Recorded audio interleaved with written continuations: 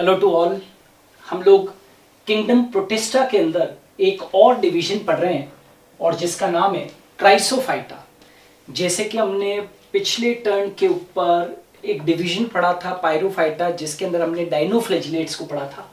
आज हम लोग क्राइसोफाइटा पढ़ रहे हैं और इसके अंदर हम डायटम्स व गोल्डन एल्गी को पढ़ते हैं ना, डायटम्स व गोल्डन एल्गी को पढ़ते हैं। और इस किंगडम प्रोटिस्टा के इस डिवीजन क्राइसोफाइटा के अंदर जो सबसे खास है वो कौन है? डायटम्स, जिसको कि हम फोकस करेंगे। इनका हैबिटेट क्या है? तो ये फ्रेश वाटर और मेराइन वाटर दोनों में ही पाए जा सकते हैं। जैसे डाइनोफ्लैजिलेट्स तो आपने देखा था कि मेराइन वाटर के अंदर पाए जाते थे, ये फ्रेश वाटर और मेराइन वाटर दोनों में ही पाए जा सकते हैं। यदि हम इनकी संरचना की बात करें तो ये अलग अलग शेप के होते हैं। ये गोलाकार हो सकते हैं, रेक्टेंगुलर हो सकते हैं, त्रिकोणाकार हो सकते हैं, लंबे इलोंगेटेड हो सकते हैं या नाव के आकार के हो सकते हैं। ठीक है, अब इनके स्ट्रक्चर की सबसे महत्वपूर्ण बात पे आता हूं मैं कि डायटम्स की कोशिका भित्ति सेल्यूलोज से निर्मित होती है। लेकिन कहीं पर भी आपको सेल्यूलोज लिखा हुआ नहीं होता है किताबों के अंदर। क्या कहा मैंने? डायटम्स की कोशिका भित्ति सेल्यूलोज से निर्मित होती है, लेकिन इस सिलिका से बनी हुई कोशिका भित्ति में बहुत सारे सिलिका के कण उस कोशिका भित्ति में बीच बीच में धसे रहते हैं। तो इस कारण इनकी जो कोशिका भित्ति होती है वो सिलिका की बनी हुई दिखाई देती है। और याद रखना, इस सिलिका युक्त कोशिका भित्ति को हम शेल या फ्रिस्ट्यूल कहते हैं। क्या कहते हैं? इस सिलिका युक्त कोशिका भित्ति को हम शेल या फ्रिस्ट्यूल कहते हैं। अब आते हैं हम डायटम्स के ऊपर कि डायटम को डायटम क्यों कहा है आखिर। तो डायटम का मतलब क्या है? Cut into to. पहले ये समझो डायटम को डायटम क्यों कहते हैं। जैसे डाइनोफ्लैजिलेट्स को हमने डाइनोफ्लैजिलेट्स क्यों कहा था? क्योंकि उसके अंदर दो फ्लैजिला थे। वैसे ही डायटम को डायटम क्यों कहते हैं? Di atom, cut into two. Di मतलब टू, कट इनटू टू मतलब दो भागों में कटना। अब ये नाम इनको क्यों दिया गया? क्योंकि इनकी कोशिका भित्ति दो आधे भागों से मिलकर बनी होती है।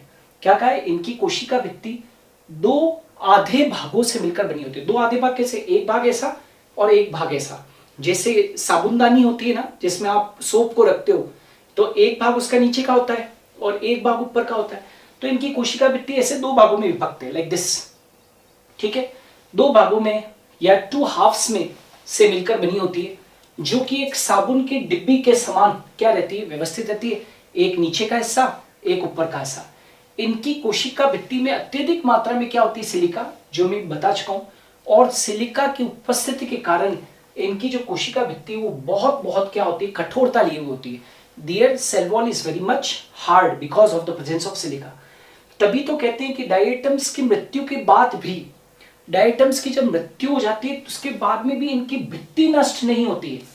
और समुद्र के तल पर लाखों अरबों साल के अंदर जो ये डायटम्स मृत होते चले गए होंगे, ये चट्टानों के रूप में क्या होते गए? इकट्ठे होते गए। तो देखो, समुद्र के तल पर हजारों लाखों सालों के अंदर ये जो मृत डायटम्स की समुद्र के तल पर क्या बन गई?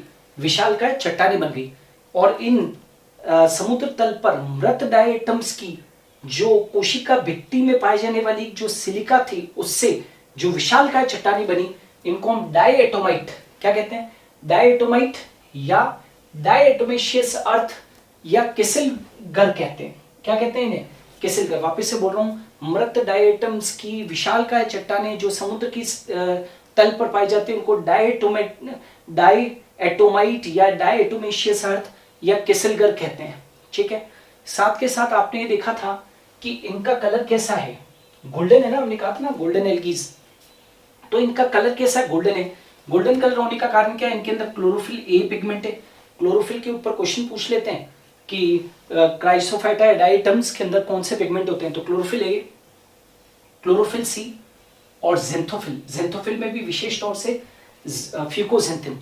इन वर्णों के कारण ये गोल्डन रंग के दिखाई देते हैं। और diatoms are chief producers in oceans, यानी कि समुद्रों के अंदर ये मुख्य उत्पादक होते हैं। Diatoms are the chief producers in oceans. ये अभी 2 years बैक, अभी रिसेंटली नीट के अंदर 2 साल पहले ही आप देख सकते हैं जाकर, ये क्वेश्चन पूछा था कि which are the chief producers in oceans. NCERT के अंदर क्राइसोफाइटा के अंदर आखिरी लाइन जो लिखी हुई है वहां पर जाके पढ़ोगे तो लाइन लिखी हुई है diatomaceous are chief producers in ocean. तो याद रखना किसी भी क्वेश्चन को छोटा मत समझो, कभी भी कहीं से भी क्वेश्चन आ सकता है। उनके अंदर स्टोर्ड फूड क्या होता है? स्टोर्ड फूड क्या है? ल्यूकोसिन है। स्टोर्ड फूड क्या है? ल्यूकोसिन है। तो ये ल्यूकोसिन क्या है? क्राइसोलेमिनेरिन है, एक स्टार्च की भांति है ना। तो क्राइसोलेमिनेरिन है और क्या है? फैट्स है। तो एक तो ल्यूकोसिन है, ल्यूकोसिन क्या है? क्राइसोलेमिनेरिन, और फैट्स यानी कि ऑयल्स जो हैं वो इनके अंदर स्टोर्ड फूड मटेरियल है। मूवमेंट ये कैसे होते हैं? अगतिशील होते हैं। डायनोफ्लैजिलेट्स में तो क्या था कि फ्लैजिला थे तो वो कैसे थे? दैट इज मूवेबल थे। ये अगतिशील होते हैं, इमोटाइल होते हैं। क्यों? क्योंकि इनके अंदर फ्लैजिला नहीं। तो फिर क्या ये गति करते हैं? तो हाँ, ये पानी की सतह पर लहरों के साथ में पैसिवली फ्लोट करते हैं। ये जल की सतह पर, पानी की सतह पर पैसिवली वाटर करंट के साथ में, पैसिवली वाटर करंट के साथ में क्या करते हैं? फ्लोट करते हैं। ठीक है। और ये लो मॉलिक्यूलर वेट वाली संचित वसाओं के कारण फ्लोट हो सकते हैं। ये इनमें लो मॉलिक्यूलर वेट वाली जो संचित वसाएं होती है, स्टोर्ड फैट होती है, उसके कारण ये जल की सतह पर क्या कर सकते हैं? मूवमेंट कर सकते हैं, क्योंकि फ्लैजिला तो है नहीं इनके अंदर। डायटम्स में जनन के दौरान विशेष प्रकार के स्पोर्स बनते हैं। डायटम्स के अंदर जनन के दौरान स्पेशल टाइप के स्पोर्स बनते हैं, इनको बोलते हैं ऑक्सोस्पोर्स। याद रखना, जनन के लिए स्पेशल टाइप ऑफ स्पोर्स बनते हैं जिनको ऑक्सोस्पोर्स कहते हैं। ठीक है। और ये जो यूजेस ऑफ डायटम्स क्या है? ये जो डायटम्स है ये कॉमर्शियली भी बहुत बहुत इंपॉर्टेंट है। क्यों? ये साउंड प्रूफिंग के लिए काम में लिए जाते हैं। इनको साउंड प्रूफिंग के लिए काम में लिया जाता है। इनका यूज ऑयल्स और सिरप्स को फिल्टर करने के लिए, ऑयल्स और सिरप्स को फिल्टर करने के लिए यूज होता है, राइट। क्योंकि ग्रिटी होती है, इसकी अपीयरेंस जो है वो दानेदार होती है, डायटोमिशियस अर्थ की। तो इसका यूज जो है वो स्टोन पॉलिशिंग के लिए किया जाता है। और साथ के साथ इनका हीट इंसुलेटर की तरह भी प्रयोग में होता है। They are used as heat insulator, right. कहां पर? स्टीम बॉयलर्स के अंदर। क्यों? क्योंकि ये जो किसलगर जो होती है ना, diatomaceous earth, it's a bad conductor of heat. ये बैड कंडक्टर ऑफ हीट है, इसलिए स्टीम बॉयलर्स के अंदर इसका हीट इंसुलेटर के रूप में क्या होता है? उपयोग होता है। तो ये वाला जो क्राइसोफाइटा वाला जो टॉपिक है बहुत बहुत इंपॉर्टेंट है। याद रखना, ये जो डायनोफ्लैजिलेट्स जो हमने पिछले वीडियो में पढ़ा, क्राइसोफाइटा इनके डायटम्स जो आज अपन ने पढ़े, और आगे जो हम लोग यूग्लिनोइड्स वगैरह जिसमें हम यूग्लिना पढ़ेंगे, ये बहुत बहुत इंपॉर्टेंट हो सकते हैं। एग्जाम्स के अंदर लगातार क्वेश्चन पूछे जा रहे हैं। Okay, so thanks a lot for watching me.